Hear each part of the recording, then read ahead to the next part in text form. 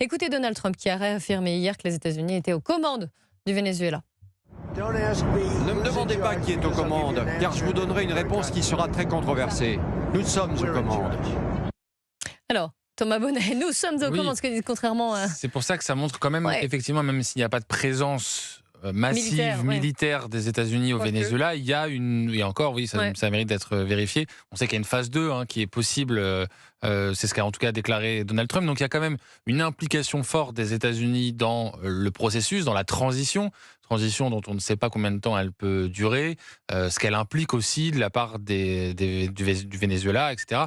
Il y a quand même aussi cette, je l'ai dit déjà, mais cette visée énergétique des États-Unis qui pose question. En fait, pour tout vous dire, je suis pas mécontent que Nicolas Maduro ait quitté le Venezuela. Au contraire, je pense que c'est plutôt une bonne chose pour le peuple vénézuélien, à commencer par eux.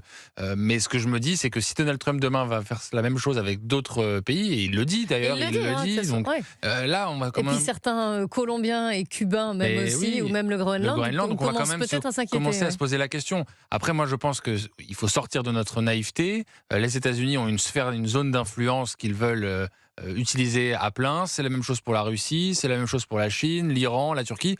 À nous maintenant d'être à la hauteur de ces enjeux et de sortir de notre naïveté. C'est ça que j'espère et que j'appelle de mes vœux pour la France, puis pour l'Europe aussi. Yvan Riofol, on pourrait dire que c'est la fin de l'ordre mondial de 1945, issu de la Seconde Guerre mondiale. Mais là, on a un retour de la doctrine Monroe, donc des superpuissances aussi. Là, on revient presque au 19e siècle.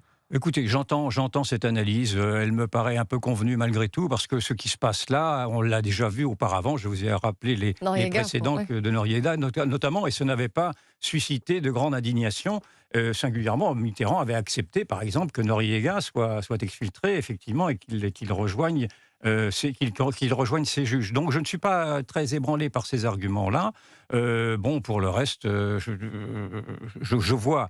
que malgré tout, Gabriel Attal, alors non plus maintenant effectivement le président de la République, mais en tout cas Gabriel Attal et d'autres comme des leaders de droite ont accepté également de se ranger du côté effectivement de ce qui peut être critiquable intellectuellement de ce coup de force de Donald Trump, mais qu'en réalité, vous ne pouvez pas critiquer à la fois le coup de force de Donald Trump et en même temps applaudir à ses résultats. Donc il faut avoir une certaine cohérence, et c'est la cohérence que je m'applique à moi, c'est-à-dire que j'applaudis aux résultats de Donald Trump, et donc j'applaudis également à la méthode. Et je pense que la méthode, naturellement, si elle devait s'appliquer au Groenland, par exemple, serait une méthode éminemment critiquable, naturellement, parce que là, le Groenland est sous tutelle d'un pays européen où il n'y a pas de dictature, et j'entends bien que toutes les dictatures ne peuvent pas non plus être déboulonnées au prétexte qu'elles déplairaient à Donald Trump, mais en l'occurrence là, il y a quand même une conjonction de